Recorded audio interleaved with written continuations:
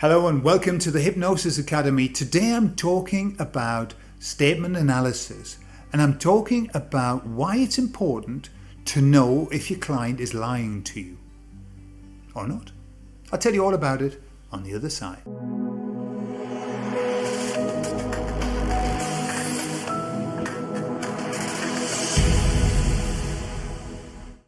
So I came across statement analysis a good while ago when I was watching this gentleman who was I can't remember his name, but he's a fantastic statement analyst, and he was analysing the statements made on the Madeleine McCann case.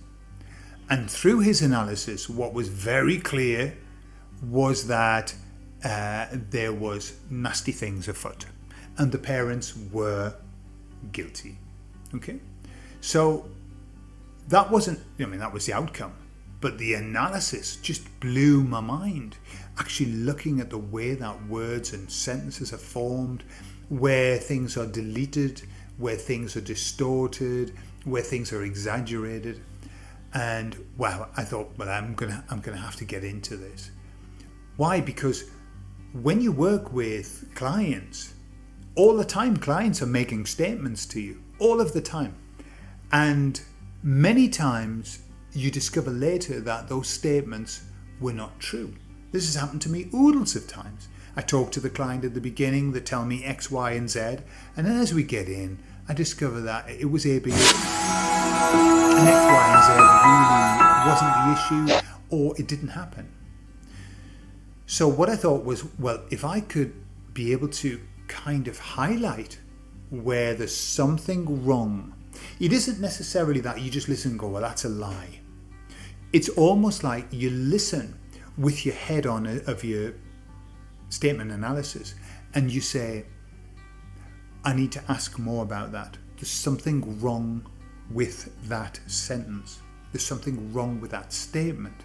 Now, there are tons of other ways of identifying something wrong or that something needs to be investigated, whether it's an emotional surge that you get, whether it's repeated words, whether it's incongruence in the way that they tell you something, they're saying yes and they're shaking their head no, or they're saying no and they're shaking their head yes.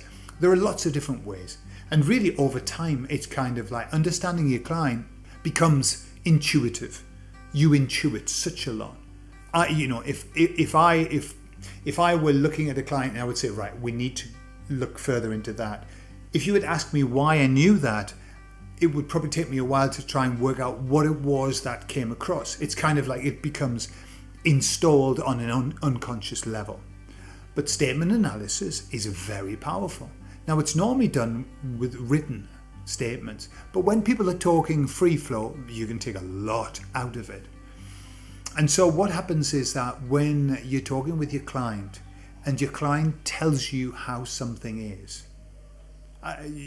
we mentioned this before, where somebody exaggerates something, like, and they say, God, really, really, really, really, really love my best friend.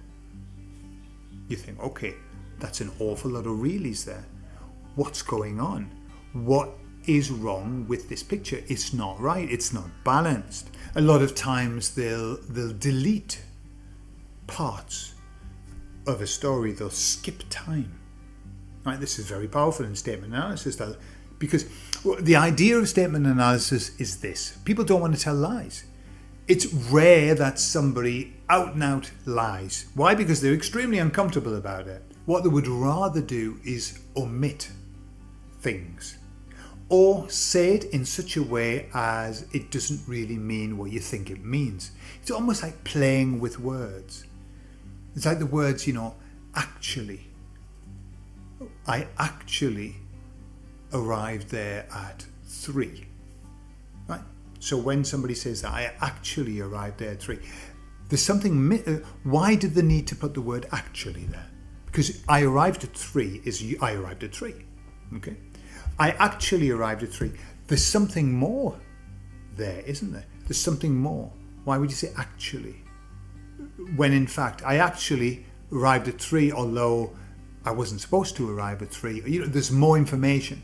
So it's when you hear these extra words put in that you say, okay, I need to ask a little bit deeper into that. I need to get into that a little bit deeper.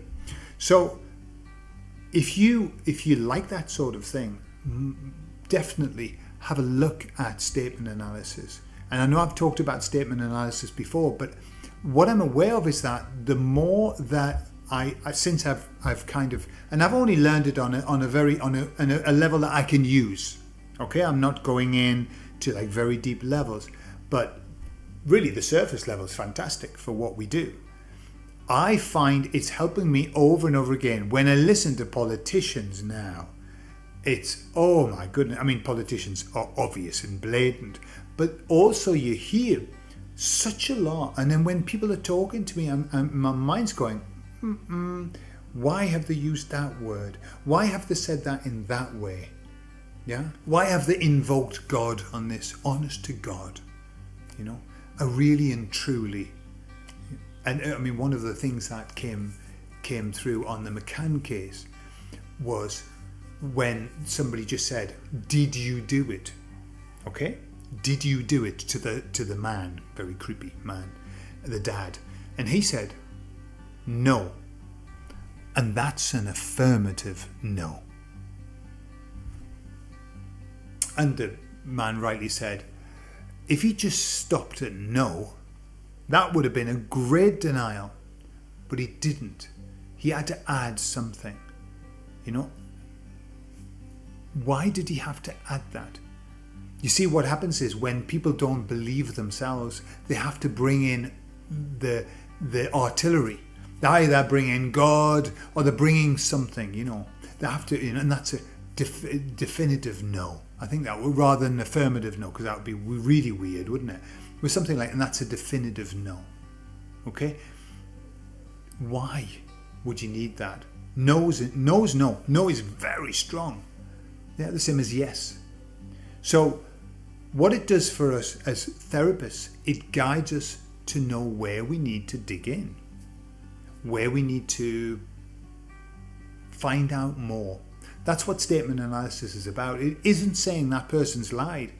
It's saying that there is some level of deception. Right? Somebody's playing a game, not saying the whole truth. They're deceiving. But it doesn't mean they're lying like they did it. You know, you're talking about a murder or whatever. It doesn't mean they did it, but they have some information that they're not sharing with you. It's like when people say, and that's about all I can tell you. That means they've got more to tell you. That's about all I can tell you. I'm not allowed to tell you anymore. Yeah? So, you know, it's not like that's all. There's nothing more to tell. That's not the same as, and that's all I can tell you. So there are loads of these little triggers that stand out that make you think, I need to ask more. That's all you can tell me. Is there any more? Is there some more that needs to be said? You said it's about all, so there's a little bit left. What have you not shared? Right, well, now that with a client is fantastic, because clients won't give you everything straight away. Sometimes you don't want everything. I often say to them, you know, in the first session, you don't have to tell me all your deep and dark, dirty secrets. Keep them to yourself for a bit and then share them later. So I let people off the hook a little bit, but then there's times when you do need to know the information you need to know so you can help them in the right way. Yeah? Okay, so statement analysis, definitely worth a good sniffing about. I'll speak to you all later. I love you all. Bye-bye.